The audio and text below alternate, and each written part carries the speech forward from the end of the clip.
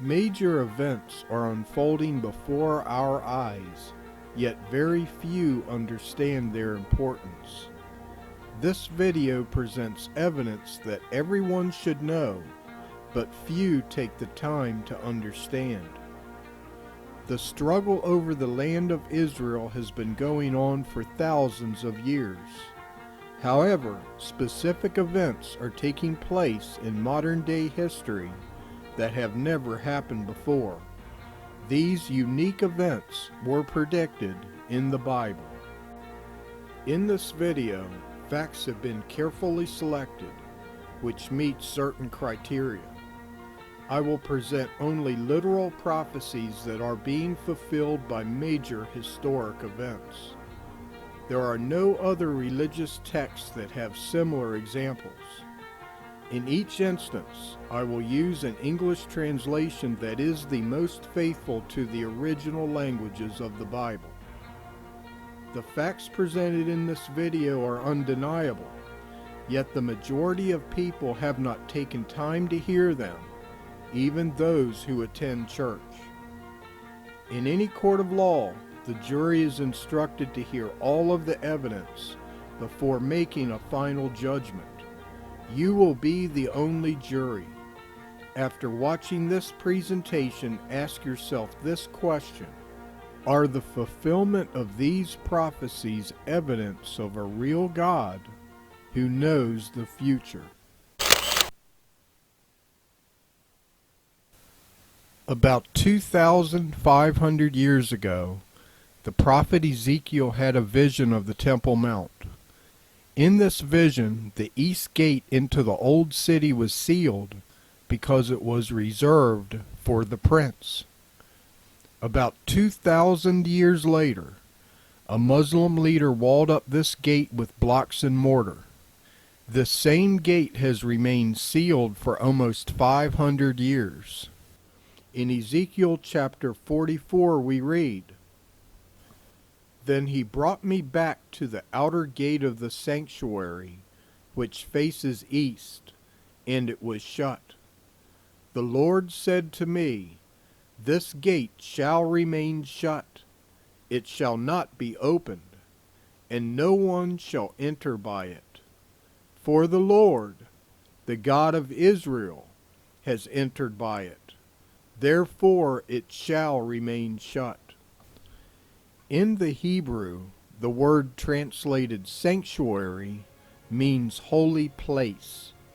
Without question, the Jewish holy place is the Temple Mount in Jerusalem. Ezekiel predicted that the east gate outside of this area would be sealed and remain sealed. This gate is called the Mercy Gate or the Golden Gate. If you travel to Israel today, you can witness with your own eyes that the east gate is now sealed, as Ezekiel predicted. The Mercy Gate was sealed about 2,000 years after Ezekiel wrote these words. Arabs under the direction of Sultan Suleiman walled up the east gate with blocks and mortar. Since that time, the Gate of Mercy has never been opened. It has remained sealed for about 500 years, despite various wars and occupations by many nations. As we continue to read Ezekiel's prophecy, we discover the reason that God wanted the east gate to be sealed. He wrote, "It is for the prince. He shall sit in it to eat bread before the Lord. He shall enter by the way of the porch of that gate, and shall go out by the way of the same." This scripture teaches that the east gate would be shut and never opened, except for the prince. The prince is obviously the Messiah, for he is the Prince of Peace. Ezekiel wrote this prophecy in the 6th century BC. About 600 years later, Jesus entered Jerusalem through the Gate of Mercy, riding on the back of a donkey. Scholars have arrived at this conclusion based on Luke's account.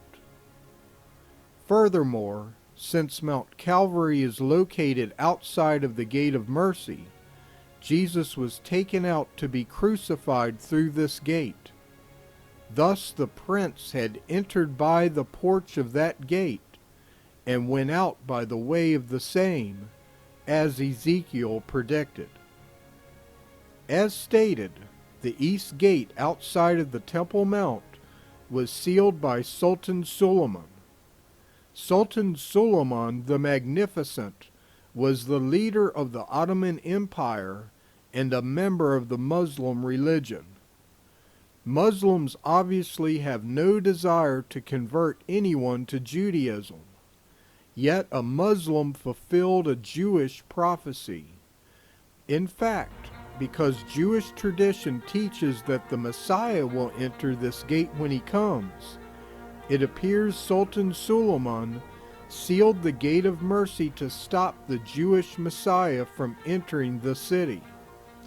From Jerusalem within the walls we read, "The Golden Gate, also facing east, is called in Hebrew and Arabic the Gate of Mercy. According to Jewish tradition, this is the gate through which the Messiah will enter Jerusalem. To prevent the Messiah's entry, the Arabs sealed the gate several centuries ago." When Sultan Suleiman sealed the Gate of Mercy, he unwittingly fulfilled a Jewish prophecy. An attempt to disprove a Jewish prophecy fulfilled another one instead. Before anyone discounts the Bible as the Word of God, they should consider these facts. In the 6th century BC, Ezekiel predicted that the east gate of the Temple Mount would be sealed. In the 16th century AD, Sultan Suleiman sealed the east gate with blocks and mortar. This gate has remained sealed for about 500 years. How is it possible that Ezekiel foresaw the future 2,000 years before it occurred? It is because God is real and gave Ezekiel a vision of the future.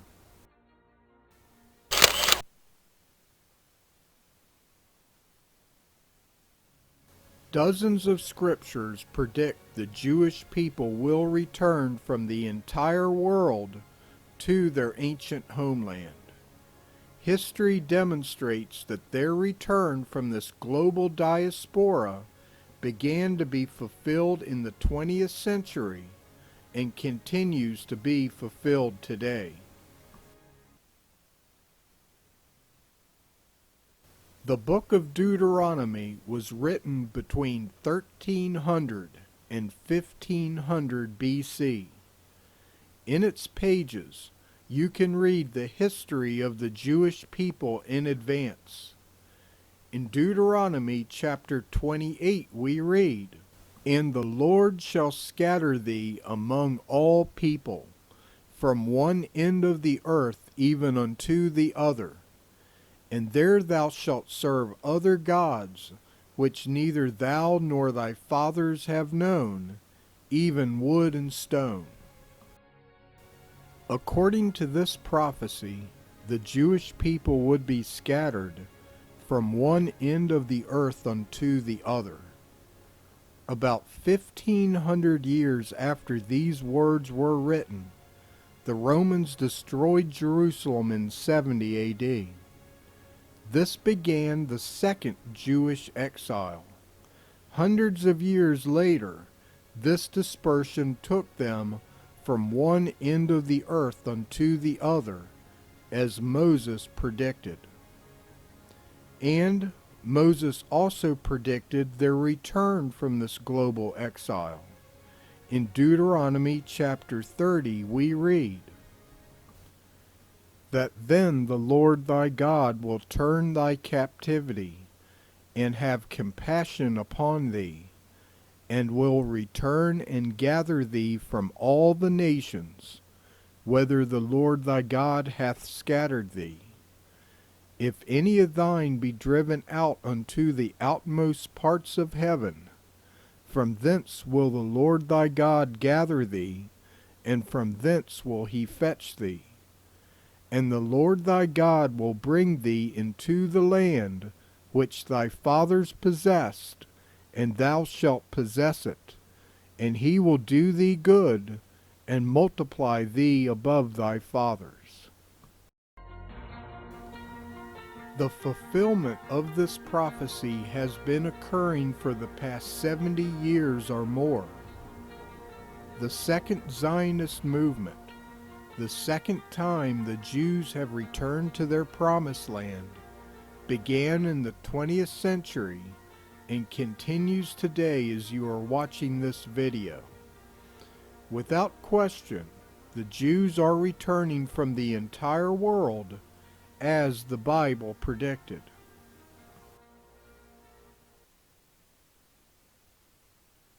The prophet Isaiah made an amazing prediction about the history of the Jewish people. He wrote that Israel would return to their promised land 2 distinct times. History testifies that Isaiah foresaw the future.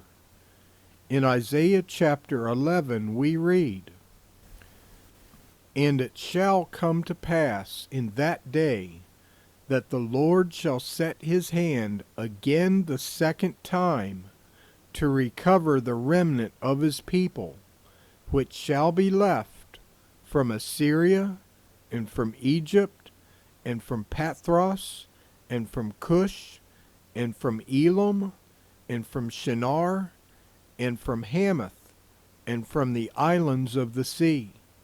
And he shall set up an ensign for the nations, and shall assemble the outcast of Israel, and gather together the dispersed of Judah from the 4 corners of the earth." This scripture plainly teaches that the remnant of Israel would return to their homeland again the second time. Any encyclopedia will verify the historic reality of Isaiah's words. Jews were exiled from their homeland twice, and they have returned twice. The first return of the Jewish people to their homeland began about 70 years after Isaiah was written. The Encyclopedia Americana calls their return from the Babylonian captivity the first Zionist movement. We read, "When Cyrus the Great, founder of the Persian Empire, captured Babylonia, 538 BC, he permitted the captive people to return to their homelands and rebuild their temples. With that act began the first Zionist movement in Jewish history." Of course, Zionism is a well-known term for the right of return of the Jewish people to the land also called Palestine. Yet Isaiah wrote that his people would return to this land a second time, and from the 4 corners of the earth. We read, "And it shall come to pass in that day, that the Lord shall set his hand again the second time, to recover the remnant of his people from the 4 corners of the earth." The Encyclopedia Americana again verifies Isaiah's words. We read, "At the beginning of the 20th century, only a handful of Jews lived in Palestine, and the people who were to constitute Israel's population existed in no place as a national entity. They gathered in Palestine from the 4 corners of the earth under the aegis of the Zionist movement. The second return of Jews to the land of Israel is an ongoing event. The Bible and Jewish tradition teaches that the Messiah himself will complete this second return when he comes. Now, let us consider this evidence. About 1500 BC, Moses predicted that Jews would be scattered into the entire world and return to their ancient homeland. About 1500 years later, Jews began to be scattered from their homeland after Jerusalem was destroyed in 70 AD. Yet it was not until hundreds of years after this date that this diaspora took them from one end of the earth unto the other. Then, in the 20th century, Jews began returning from the entire world as Moses predicted. This second return is still in the process of occurring today. The fulfillment of the prophecies of Israel's return is beyond coincidence, and demonstrate that the Bible was written by the direction of God.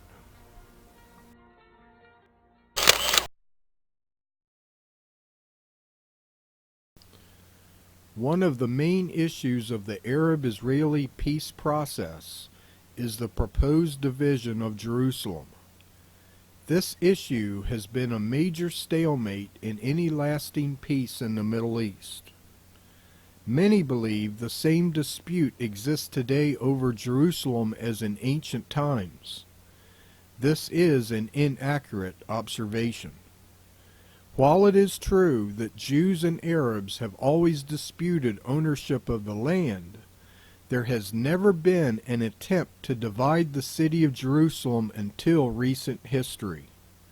Therefore, the modern dispute over this city is unique.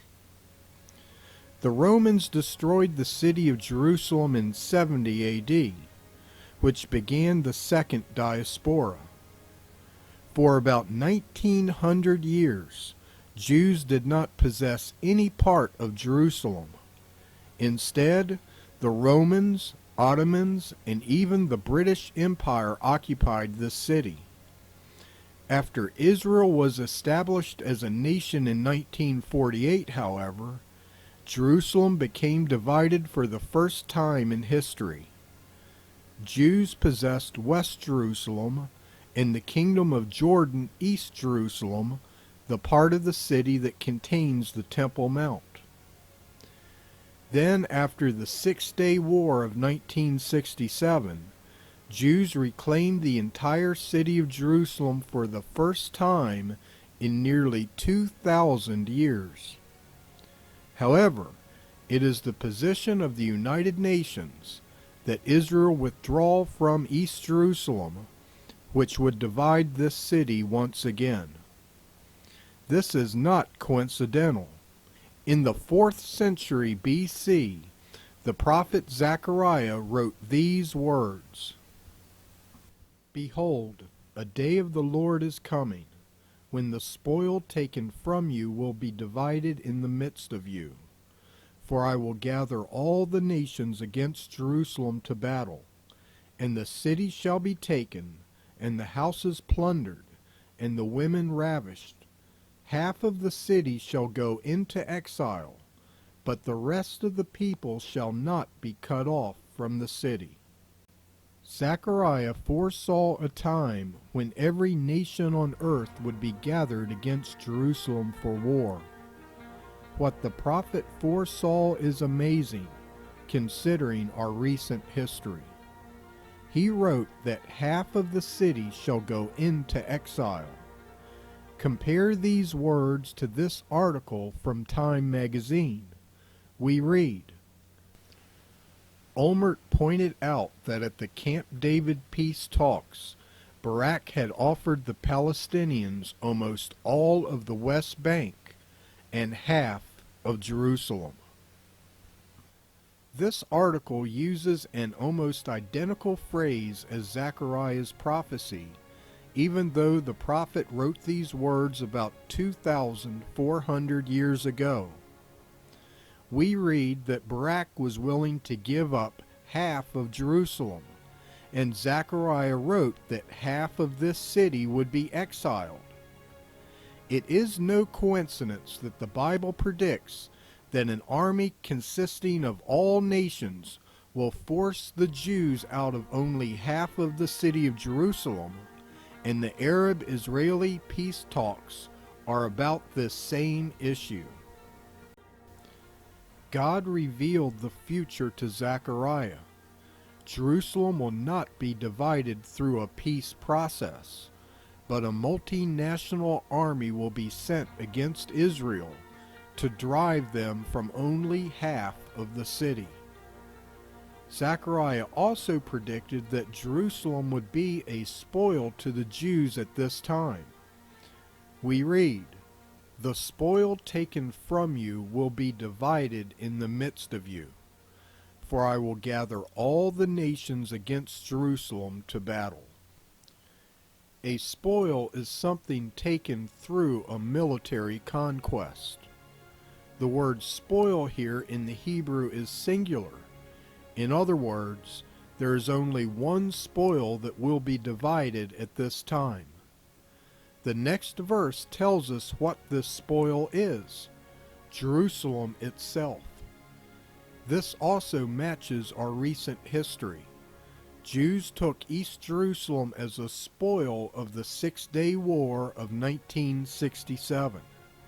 As stated, Jews did not possess the entire city of Jerusalem for almost 2,000 years until they won this battle.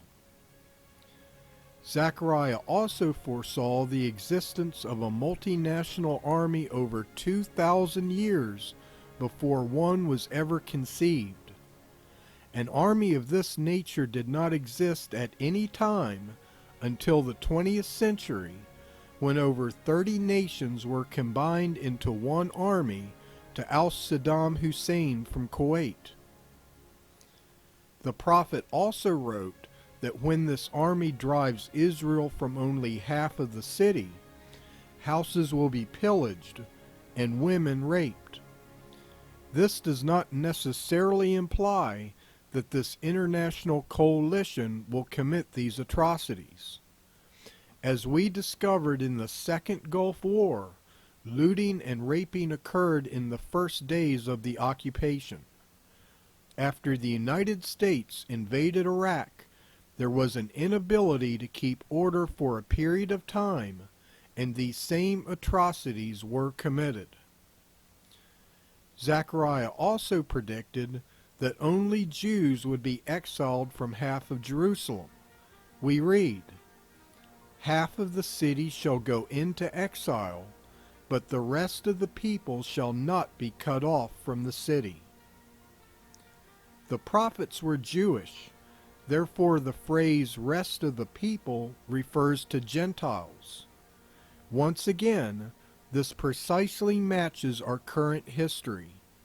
The United Nations only wants Israel to leave East Jerusalem.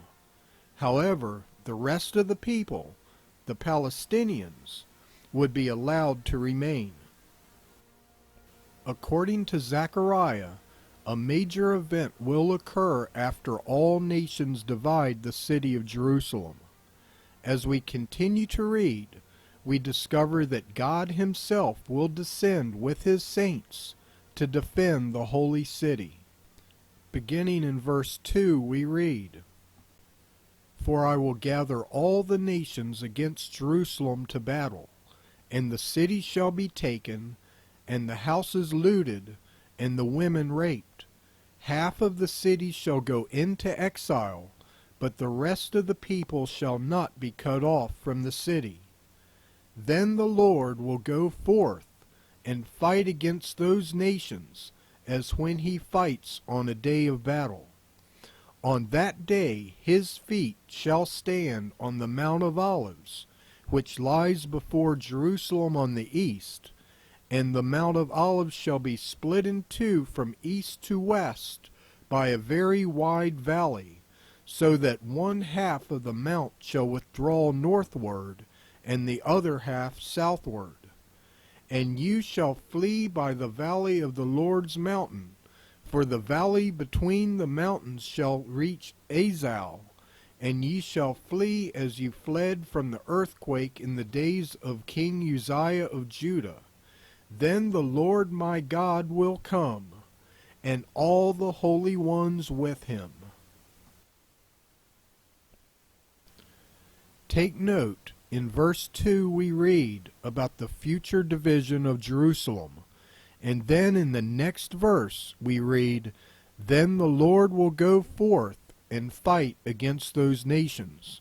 And we read, The Lord my God will come, and all the holy ones with him.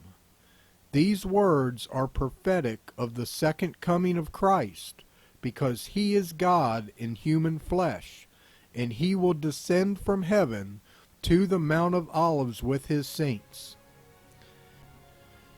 Everyone should ask themselves this question. If the division of Jerusalem is being proposed today, how much longer until the Lord comes to rule the earth? The closer we are to the time when Jerusalem will be divided, the closer we are to the coming of the Lord. Without question, many have preached for centuries that the coming of the Lord is near. However, no other generation has seen the nations of the world propose that Jerusalem be divided. Today, we constantly hear news reports about the future division of Jerusalem. It is proposed that East Jerusalem would be the capital of a new Palestinian state. Yet Zechariah predicted that this division would occur through force, not through peace. The peace process will be derailed, and God himself will return to save Israel from this future occupation. Consider these facts. In the 4th century BC, Zechariah wrote that all nations would exile or expel Israel from only half of the city of Jerusalem.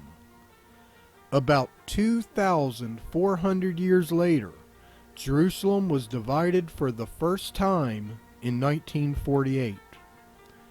About 20 years later, Jerusalem was reunited after the Six-Day War of 1967. After this, Jews owned the entire city of Jerusalem for the first time in nearly 2,000 years. And since that time, the nations of the world under the banner of the United Nations has called for Jerusalem to be divided once again. How do we explain the impending fulfillment of Zechariah's prophecy unless the Bible is the Word of God?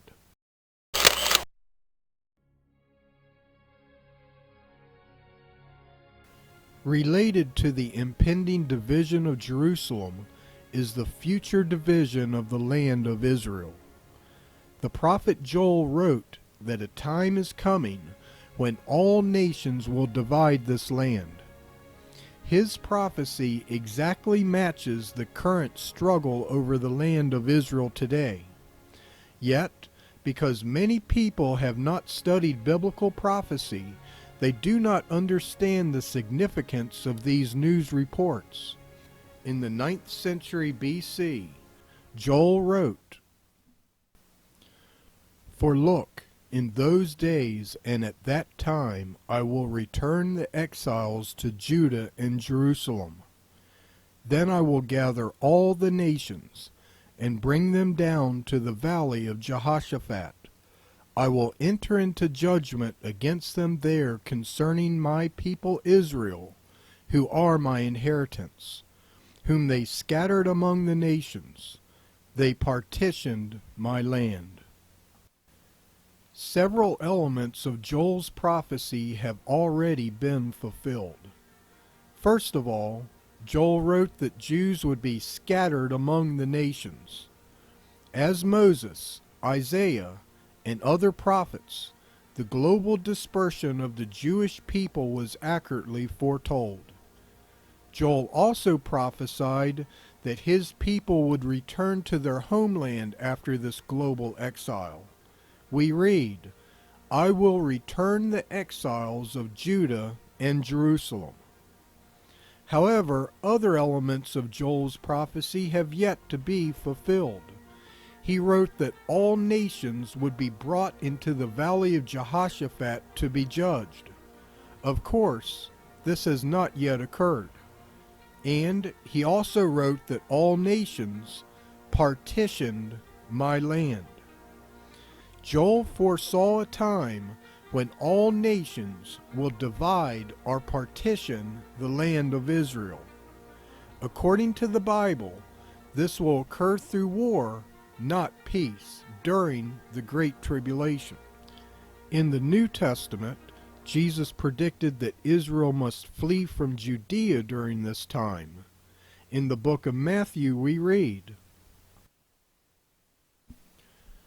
"So when you see the abomination of desolation spoken of by the prophet Daniel standing in the holy place, let the reader understand.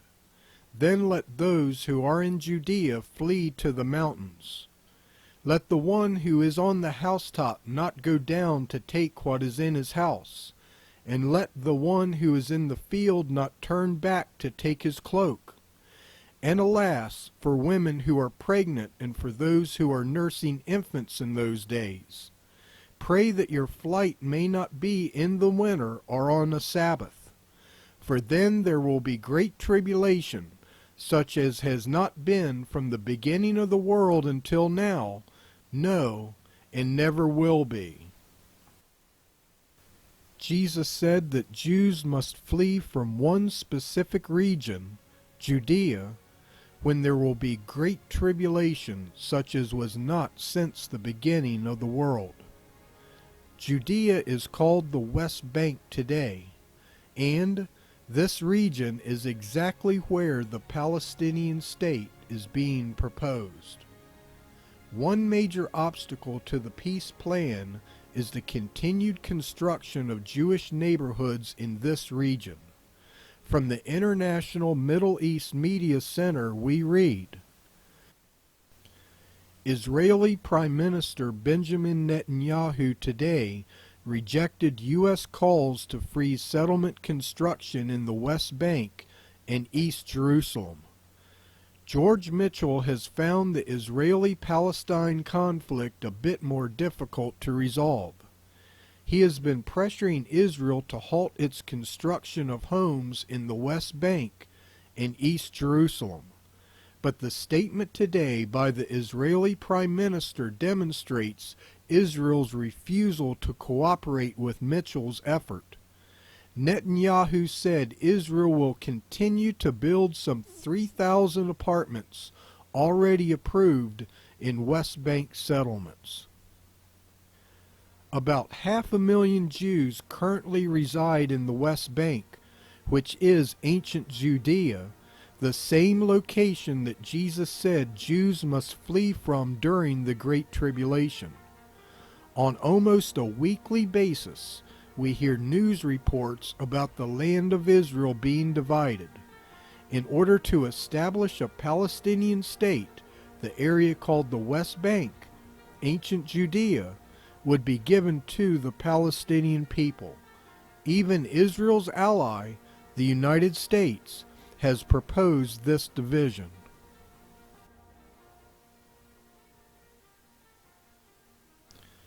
In Joel's prophecy, the return of the Jewish exiles to Israel is linked to a specific event that will occur in the valley of Jehoshaphat.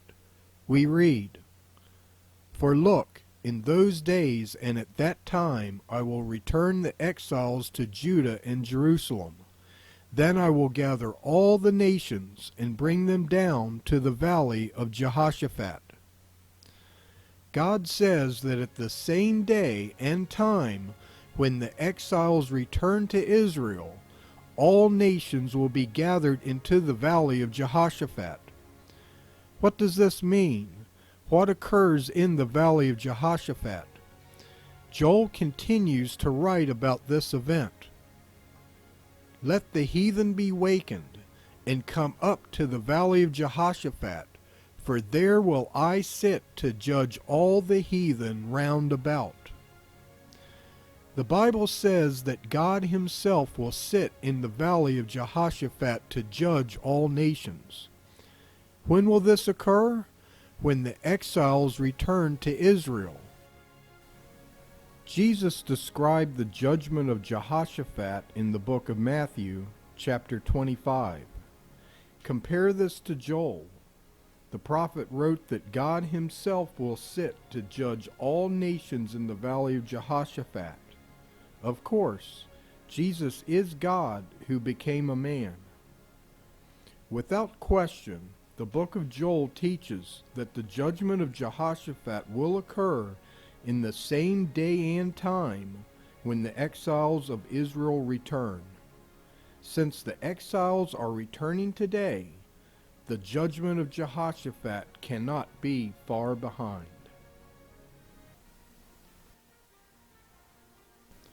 God sees the end from the beginning. As Jerusalem, Israel will not be divided through a peace process, but through war. The current effort to divide Israel through the peace plan will fail, and this will escalate into a military conflict.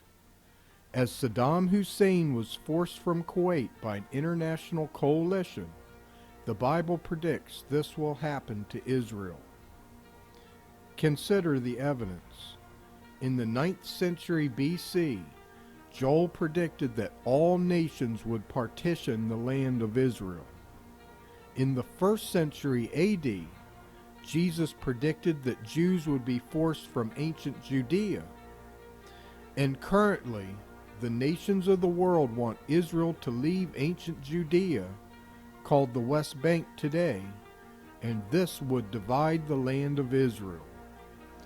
Is it merely coincidence that the current peace plan is about the division of the Jewish homeland? Is it also coincidence that the Bible predicts that Jerusalem will be divided, and an attempt is being made to divide the city today?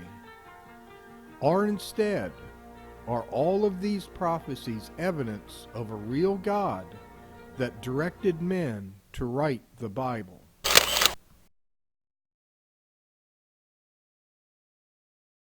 The prophet Ezekiel had a vision of the Temple Mount in the last days. In this vision, a waterway flowed out from Jerusalem that healed the Dead Sea. Within 50 years, the Dead Sea will become extinct unless a proposed canal is built that would link the Dead Sea to either the Red Sea or the Mediterranean Sea. And currently, Jordan and Israel have agreed to begin the construction of this canal. In the book of Ezekiel, the prophet begins by describing waters that will flow from under the Temple Mount into a river. We read, "Afterward he brought me again unto the door of the house, and behold, waters issued out from under the threshold of the house eastward, for the forefront of the house stood toward the east, and the waters came down from under the right side of the house, at the south side of the altar." The river in Ezekiel's vision was connected to the Jewish temple. The existence of an underground water system has been discovered underneath the Temple Mount. The prophet is told to wade in this river and describes different depths to this waterway. First it was ankle deep, then waist deep, and then waters to swim in. After this we read, "Now when I had returned, behold, upon the bank of the river were very many trees, on one side and on the other. Then said he unto me, These waters issue forth toward the eastern region, and shall go into the Arabah, and they shall go toward the sea. Into the sea shall these waters go which were made to issue forth, and the waters shall be healed. And it shall come to pass, that every living creature which swarmeth in every place whither the rivers come shall live, and there shall be a very great multitude of fish, for these waters are come thither, and the waters of the sea shall be healed, and everything shall live whithersoever the river cometh. And it shall come to pass, that fishers shall stand by it. From Engedi even unto Engelum shall be a place for the spreading of nets. Their fish shall be after their kinds, as the fish of the great sea, exceedingly many. But the miry places thereof, and the marshes thereof, shall not be healed. They shall be given up to salt. The river in Ezekiel's vision flowed into a sea, and fish from the great sea will be able to swim into this smaller sea. The smaller sea of Ezekiel's vision can be identified as the Dead Sea for two reasons. First of all, Ezekiel wrote, "The waters shall be healed." The Dead Sea is the only sea in Israel that needs to be healed. It is stagnant and filled with salt. The second reason this smaller sea must be the Dead Sea is because Ezekiel identifies two places on the shore of this sea as Engedi and Engelum. These were two ancient cities located on the shoreline of the Dead Sea. For this reason, many Bible versions interpret this smaller sea as the Dead Sea, including the Amplified Bible, the New International Version, and the New Living Translation. The Bible does not identify which great sea will be connected to the Dead Sea in Ezekiel's vision. However, there are only two choices, the Mediterranean Sea or the Red Sea. In the American Standard Version we had read, "These waters issue forth toward the eastern region, and shall go down into the Arabah, and they shall go toward the sea. Into the sea shall these waters go, which were made to issue forth, and the waters shall be healed." The word rendered Arabah in this translation is a transliteration of a Hebrew word that has various meanings, including the Jordan Valley, as rendered in many translations, including the Amplified Bible.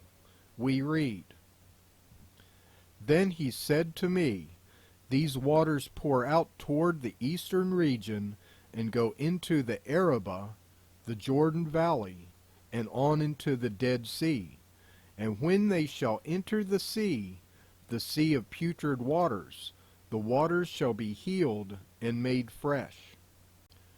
If this Hebrew word does refer to the Jordan Valley, the Great Sea must be the Red Sea, because the Jordan Valley lies between the Dead and Red Seas. In this report from MSNBC News, we discover that engineers have proposed constructing a canal that would connect the Dead Sea to the Red Sea through the Jordan Valley, as rendered by the Amplified Bible. We read, "According to a Jordanian scientific study, groundwater supplies near the Dead Sea are deteriorating as the shoreline recedes. As the sea level drops, salty groundwater is pulled into the Dead Sea. This salt contamination further reduces the amount of fresh water supply in the Dead Sea region.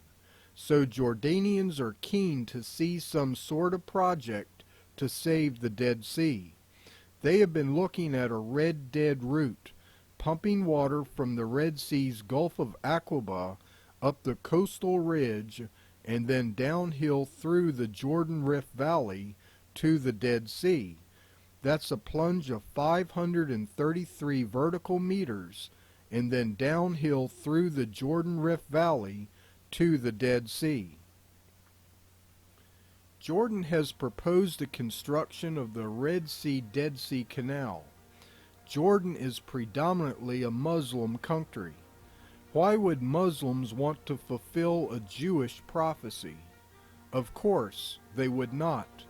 Instead, this is a practical solution based on a current problem. This plan would not only heal the Dead Sea, but supply water to the entire region.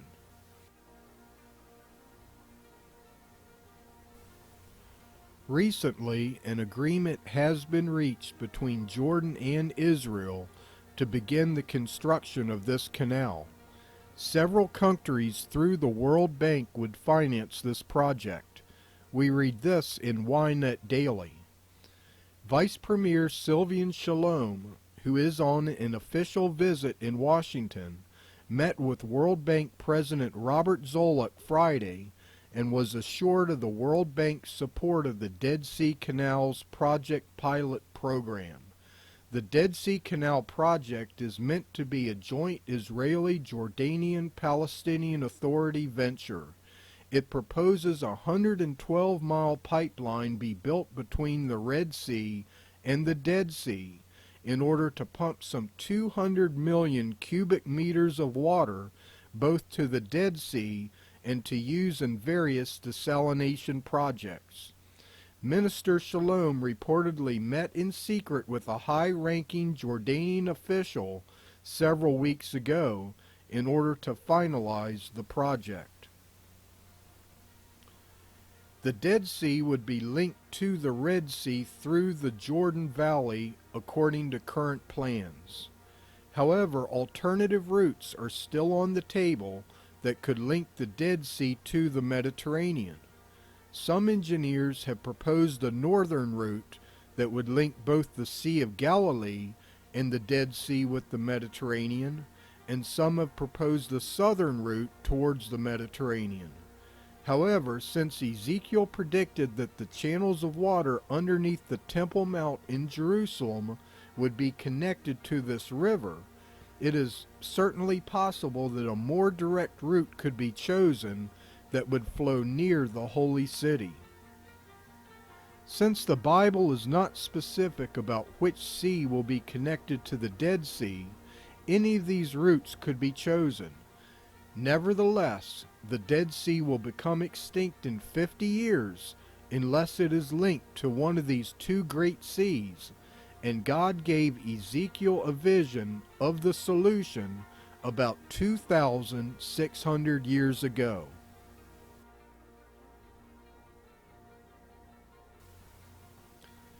Plans are underway to construct the Dead Sea Canal in a few short years.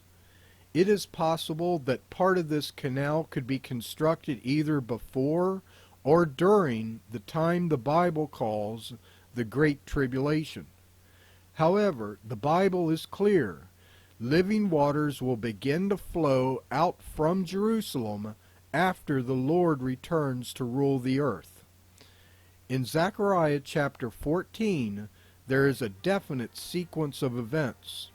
The prophet begins by predicting that all nations will divide Jerusalem, and then describes the coming of the Lord to the earth. After this, Zechariah wrote that living waters would flow out from Jerusalem. Beginning in verse 5, we read, "And you shall flee to the valley of those mountains, for the valley of the mountains shall be joined even to the next, and ye shall flee as you fled from the face of the earthquake in the days of Osias king of Judah. And the Lord my God shall come, and all the saints with him. And it shall come to pass in that day that there shall be no light but cold and frost, and there shall be one day which is known to the Lord, not day or night, and in the time of the evening there shall be light. And it shall come to pass in that day that living waters shall go out from Jerusalem, half of them towards the east sea, and half of them to the last sea. They shall be in summer and winter. And the Lord shall be king over all the earth. In that day there shall be one Lord, and his name shall be one." According to Zechariah, the living waters will flow out of Jerusalem into the eastern sea after God comes with his saints to the earth. In verse 5, Zechariah wrote that the Lord my God shall come, and all the saints with him. Clearly, this is the second coming of Christ. And then in verse 8 we read that living waters will flow from Jerusalem. After this, the Lord will rule the earth. We had read, "And it shall come to pass in that day that living waters shall go out from Jerusalem, half of them to the east sea, and half of them to the last sea. And they shall be in summer and in winter. And the Lord shall be king over all the earth. In that day there shall be one Lord, and his name shall be one." The living waters will flow from Jerusalem after God comes to rule the earth. He will descend in the form of a man, Jesus Christ. If plans are being made right now to construct this canal, how much longer until God comes to reign on the earth? One event follows the other. Now let us compare the evidence. 1. Ezekiel predicted the east gate of the Temple Mount would be sealed, and it was sealed about 2,000 years after he wrote his prophecy. He predicted it would remain sealed, and it has not been opened for 500 years. 2. Moses, Isaiah, and numerous prophets predicted that Israel would be scattered into the entire world and return to their homeland 2 distinct times. Throughout human history, 2 Zionist movements have occurred. 3. Zechariah predicted that all nations will divide Jerusalem. The United Nations is demanding that this city be divided today. 4. Joel predicted that all nations will divide the land of Israel. The United Nations is demanding that this land be divided today and a Palestinian state be established in ancient Judea. 5. Ezekiel predicted that a waterway would be built that will heal the Dead Sea, and Jordan has proposed that this canal be built today, and the Dead Sea will become extinct unless it is constructed. Is it really plausible that all of these prophecies are being fulfilled merely by chance? Or is it more reasonable to conclude that God is real and the Bible was written by His direction? You decide.